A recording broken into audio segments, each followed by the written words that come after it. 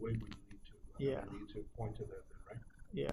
Okay, so we're with Mark Kapner, that energy guy, who has described to us the relationship of wind, solar, natural gas, coal, and nuclear in the state of Texas.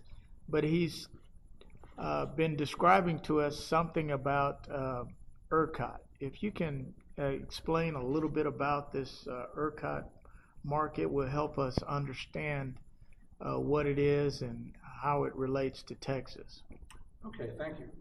Well, again, these are the 5 principal energy sources for producing our electricity in Texas. And shown here are the cumulative capacities, that is the maximum possible generation rate of each of these 5 sources. You see wind is pretty high, 22,000. The next after wind, of course, is solar, much smaller right now, but it's going to grow substantially in the next 5 years. Then we have natural gas being the lion's share. That's more than half of our total energy comes from natural gas. Coal, 12,000 here, 12,000 megawatts. That's going to decrease as coal plants are taken out of service. And then at the bottom is nuclear, 5,000. But it's generating constantly, as much as they possibly can, and that makes up 10% of our total electrical energy supply. I should point out that the wind and solar together right now are making up 20% of the energy generated. Their percentage, if you do the calculations, their percentage of capacity is higher than their percentage of energy. And there's a reason for that. These plants do not generate at full rated output all the time because the wind doesn't blow steadily throughout the year and the sun is only out during the day. So let me talk about ERCOT. ERCOT, ERCOT, stands for the Electric Reliability Council of Texas. Now, ERCOT plays a very important role in making the big decisions about electricity. Number one, ERCOT is responsible for maintaining reliability, that is, assuring that at every moment in time there is enough generating capacity running to exactly match the total rate of consumption of the entire ERCOT region, which is most of the state. And the rate of consumption is measured in megawatts. The rate of generation is measured in megawatts. Their job is to make sure that megawatts equals megawatts produced equals megawatts consumed. And since these two numbers change constantly over time, making sure that they're always matched, perfect balance.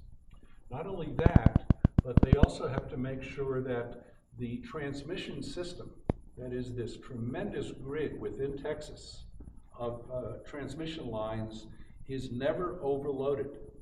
That in fact, every transmission line is operating within certain parameters so it's not overloaded. And even more important is they are sure that if any power line in the state is taken out of service because of a malfunction, that the total system will continue operating and everybody in the state will continue getting its electricity. So they've got a big responsible job. And even more so, they're also responsible for another goal, which is assuring that Texans do not pay any more than they have to for electricity. That means they will assure that the power plants that are generating, the mix of power plants at every point in time, are operating at the lowest possible cost. Now, since different power plants have different costs of operation, ERCOT achieves this goal of minimizing the total system costs by using a free market approach. They actually do an auction to select the lowest possible mix of power plants, and this auction is done every day for the next 24 hours. They are essentially buying energy from all the power plants, and the mix of purchases is done in a way that it assures the lowest possible cost.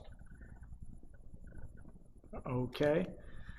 Well, that helps us understand the purpose of ERCOT and helps us understand how much energy we're using in the state of Texas with wind, solar, natural gas, coal, and nuclear. We've been talking to Mark Kapner, that energy guy, founder of Kapner Solar Energy and the Kapner Solar Initiative. Please subscribe to our channel by clicking the button below. Thank you.